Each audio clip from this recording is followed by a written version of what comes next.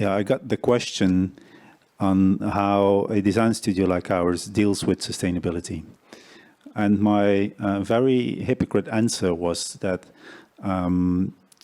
it always quite high up in the brief, or in the client brief. So if you design in a hotel, or we get a design brief for a hotel, it's always very, very important. But then we start designing, not really thinking about sustainability. But there are some sustainable materials in there, and well, let's be honest, we don't really know they're sustainable. It's just like materials that suppliers tell us are sustainable, so we put them in there. And when they seem to be too expensive, the client says, "No, I'm not paying for that." And then we say, "Okay, so then you don't have a sustainable design." And so that was my answer, and everybody kind of agreed with it. And that was kind of, first of all, it was after that I realized that my answer was really like, it was a bullshit answer. It was very hypocrite. So what I did was I shifted our responsibility as a design studio towards the client. So, okay, if you can't pay for it, tough luck. You won't have a sustainable design. And after that, it didn't shock me, but I realized that other designers, but not all of them, but like the majority of designers there, they agreed with my answer. So that meant that I was not the only one thinking like that and acting like that. And do you think that there is a lack of knowledge about sustainability and how to act as a designer to be this sustainable? Or why do you think this is? Yeah, there is definitely a lack of knowledge.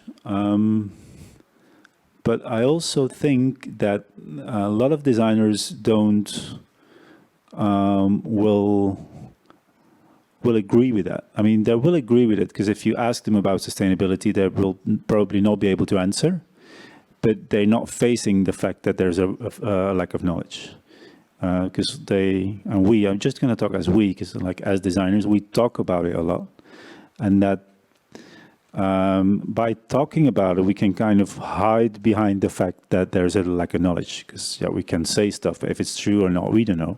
I've heard it somewhere, and I'm just going to repeat it.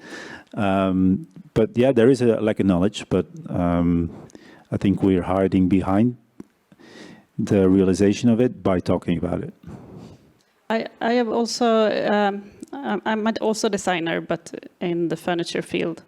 And my experience is that the royalty system that is highly applied in the furniture design field works towards this idea of producing less furniture, making them last longer, and sort of do a circular product from start, because that takes so much more effort in the beginning of the life cycle of a product. And I think, I don't know if you have the same experience, because you probably don't work with the royalty payments as furniture designers do. But in my opinion, this system is sort of working against a sustainable development.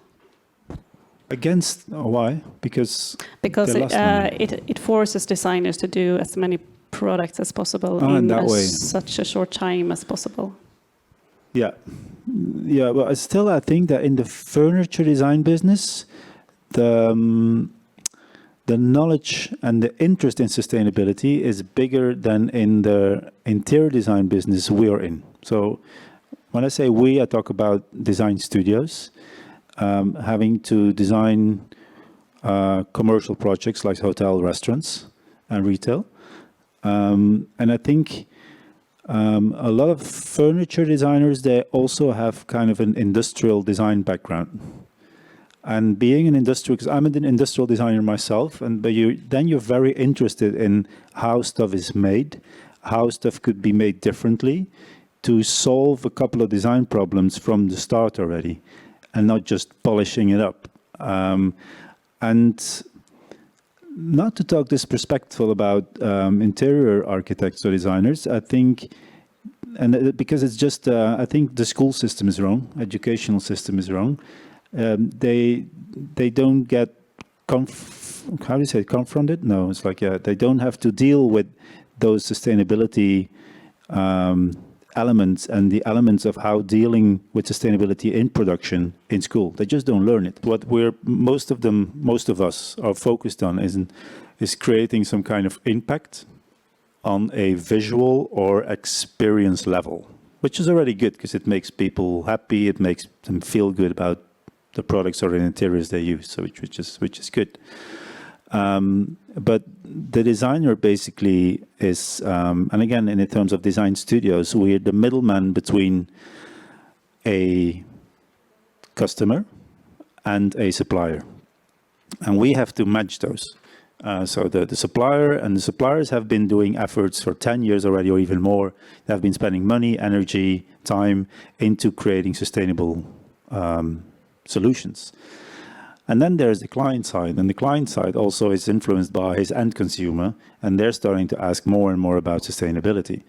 So the client has to answer those demands. So there's a growing supply side, there's a growing market side, and then we as designers or design studios are in between that, and that's where it stops.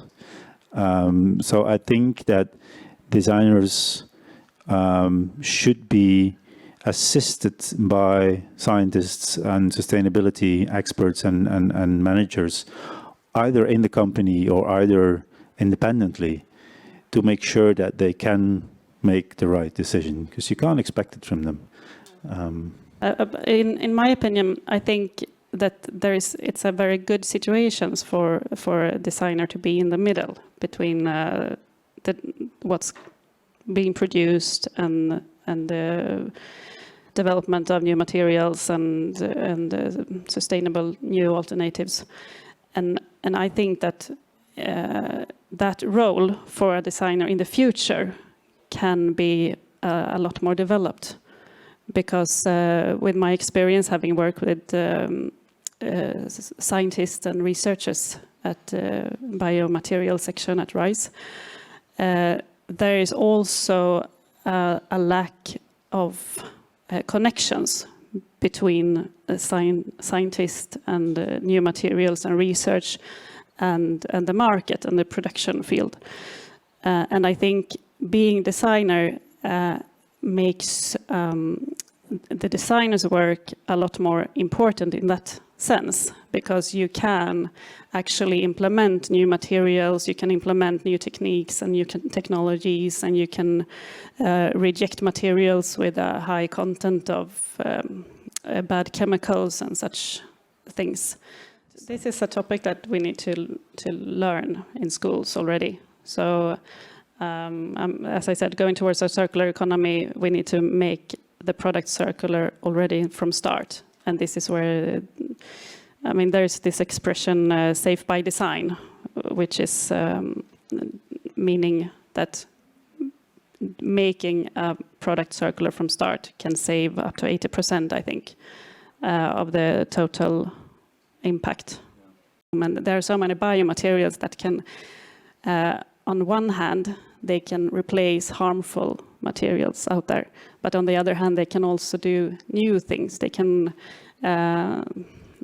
for example, mycelium can grow on demand, and you can make it stop grow.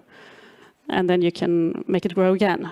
So you can grow products that, and you can sort of... You can make it grow in shapes and yeah, you can it's direct fantastic. Yeah, it's cool. Just imagine. Yeah, I agree. I think material scientists or material designers could be like a really good addition in the design industry.